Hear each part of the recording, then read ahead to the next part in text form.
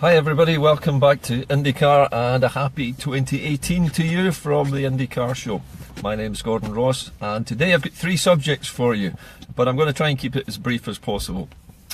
One of the things I wanted to speak to you about today was basically how do we protect small businesses from going under after Brexit begins and after the damage starts to happen to our economy. And today I wanted to try and ask other self-employed people like myself and those who own small businesses like corner shops and food outlets, the kind of people who are the backbone of the domestic economy in Scotland. I want them to have a think about what Brexit will mean for them.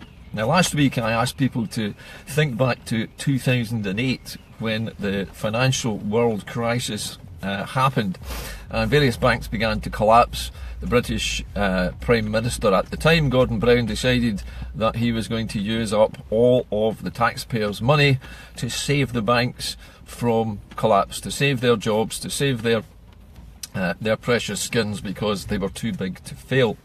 And what ended up happening after that was the bankers who had caused the crash in the first place by basically selling debt to people, millions of people in America and other places who couldn't afford to repay it and whose properties weren't worth enough to cover the loan. For those people to have survived that intact without any punishment at all, and for the whole of the United Kingdom's population to be paying for their mistake, caused us 10 years of recession. Now, I remember it well because at the time my business had been set up for just a few years and I built it up to a level where I was quite pleased with the turnover. And then suddenly in 2008 the whole country fell off a cliff and suddenly nobody was spending money, and dozens of driving instructors went to the wall in 2008-2009 because people couldn't spend money. They didn't have any money to spend, and because they weren't spending money, they weren't using what disposable income they had to do things like to take driving lessons. They were using it on more, as they would say, more important things like heating themselves and feeding their children and things like that.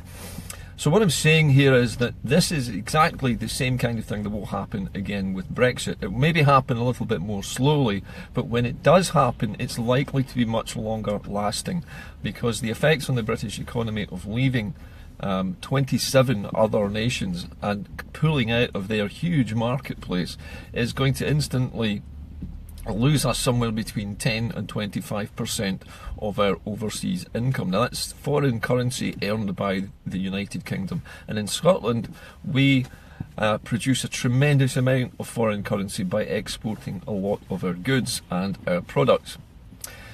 So these big businesses like whisky and shipbuilding and electronics, consumer electronics, games, medicines, bus building, all of these big industries with big money attached to them, if they start to lose money, they're going to shed jobs. If those companies close or downsize, people losing their jobs means shops closing, not enough money in the domestic economy to maintain the small businesses that you and I are running. And so I want you to think about how you could protect your business from the damaging effects of Brexit, and I want you to consider independence as the best way of doing that, because independence is the natural state of any country, and Scotland is not living in a natural state. It's a slave nation to the United Kingdom, which is using its resources up at a prodigious rate to fund a massive amount of debt. At the last count it was £1.97 trillion. Now this is going up at the rate of £5,000 per hour as we speak, and that's the national debt clock. It keeps getting bigger and bigger and bigger and bigger. We'll never be able to repay it. So coming out of the United Kingdom and starting afresh with a good, strong economy like we've got at the moment, with excellent export prospects, and retaining our place in the European market in our own way, with our own relationship to Europe, is a far healthier option for small businesses.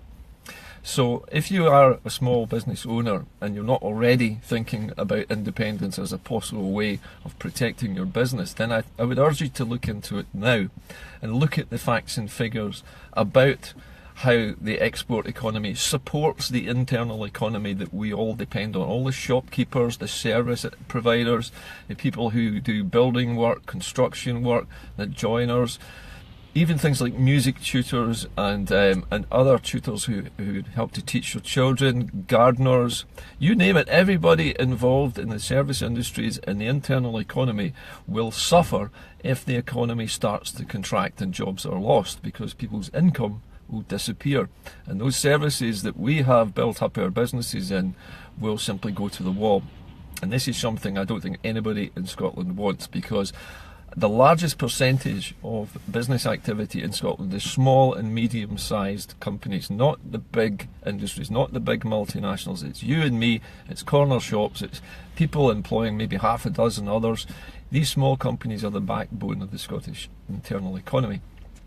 Now, the second thing I wanted to talk about today was the issue of pensions. When we were asked to vote in 2014, we were told that the only way to protect our state pension, that's the pension we're all entitled to from paying in our national insurance contributions, that would be lost if we became independent. Now, this was actually a lie which was put about at the time by Labour activists on the doorstep to try and scare pensioners into voting no. But the fact of the matter is, as revealed this week, is that Britain's pension is now ranked the lowest pension, state pension, anywhere in the world. Even the third world countries and developing nations have higher pensions than we do. And so all that has happened as a result of our no vote is that we have tied ourselves to the lowest, most miserly, poverty-ridden existence in our old age that we could possibly have. We haven't secured a safety net. We have just ensured the poverty of millions of pensioners by voting no. It's a fact that the pension could be raised. It's also a fact that the pension age could be brought back to 65 for men and back to 60 for women if we wanted to do it, because Scotland could afford to do so with its exporting economy, with its huge natural resources, and with the developing and burgeoning industries that are coming along at the moment that are just in their infancy. So again, I would ask anybody who is either a pensioner or is about to retire or is maybe my age, 55, approaching 60, and thinking about the next 10, 15 years, what they can expect from the state pension, to think about how that state pension could be so much higher. Why is it the lowest in the world? From supposedly the 5th biggest economy in the world, that's now slipped, by the way. We're now the 7th largest economy in the world. We've slipped 2 places, and we're now the lowest pensions anywhere on the planet. It seems obvious to me that the British state and its economy and its pension system, which is a welfare benefit, it's not a pot of money. We didn't pay your money into a big pot just to take it out later on. You paid your money in as a tax, and it's been spent.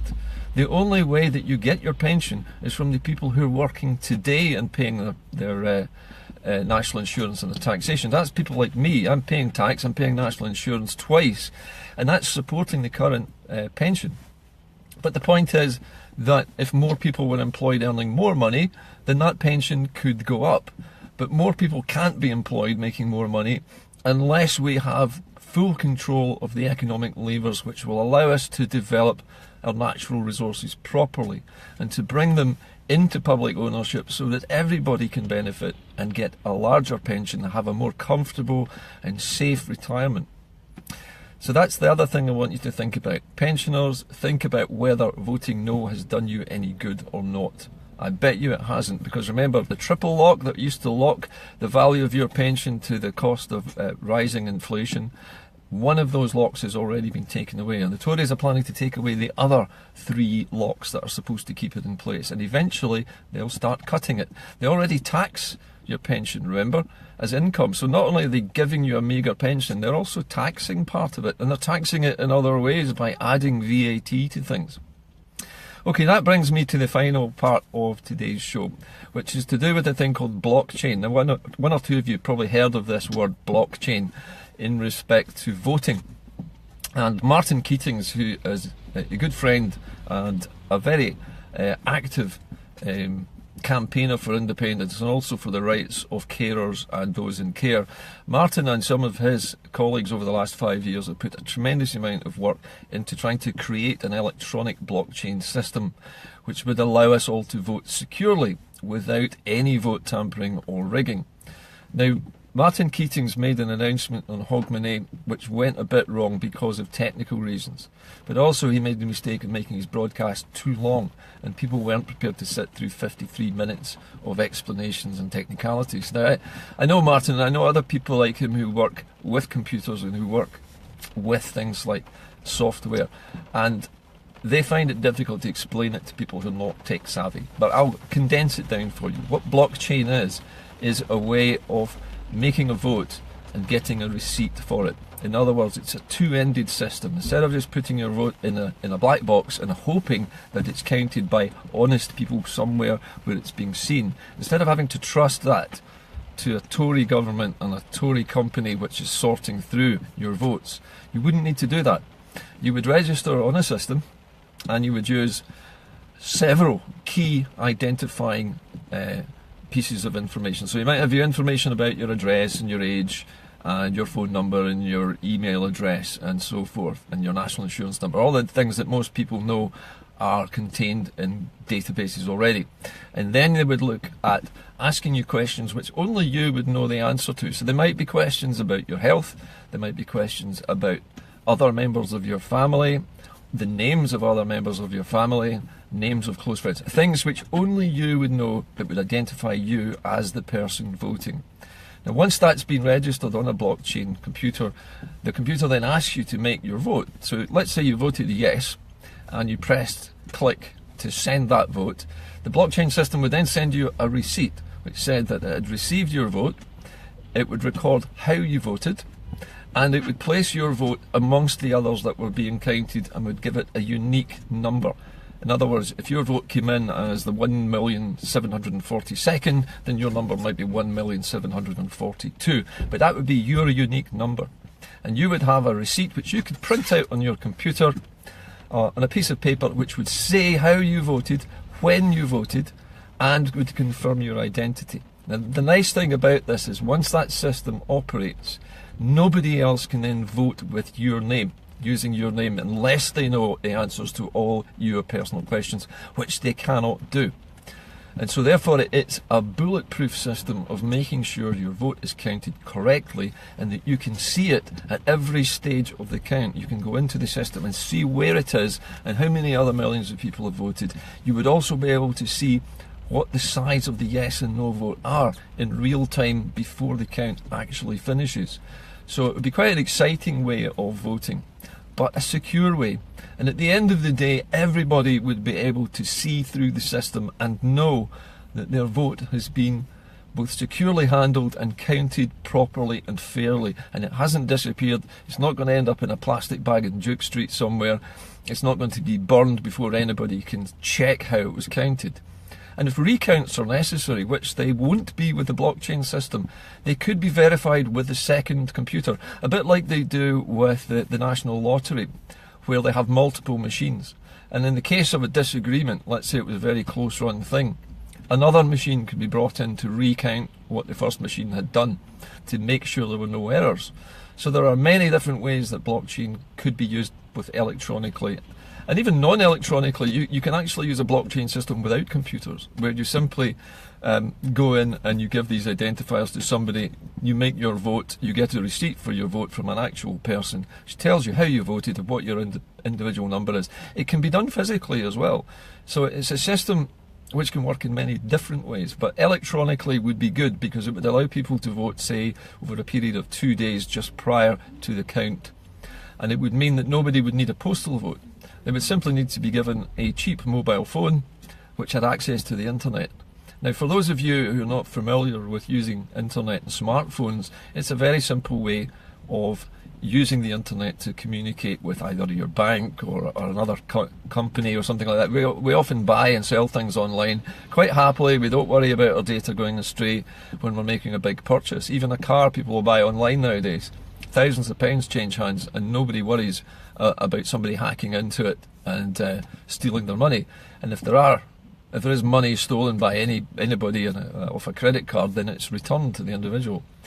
But blockchain makes sure that can't happen, and so we can easily provide cheap mobile phones to all the people who wouldn't be able to make it to a polling booth and have a member of their family just show them how to use the blockchain system, how to register it, and to help them fill it in properly so that they know they've made the correct vote. And then they press send and they'll get a receipt back. They can either print that out somewhere at home, they can plug their phone into a small printer and print out a receipt, but either way any individual can use it. It doesn't matter whether they're bedridden, whether they're 106, or whether they're at death's door. It can be done, and it doesn't need to be postal. Anyway, those are the subjects for today that I wanted to try and go through today, because they're things that people are talking about at the moment.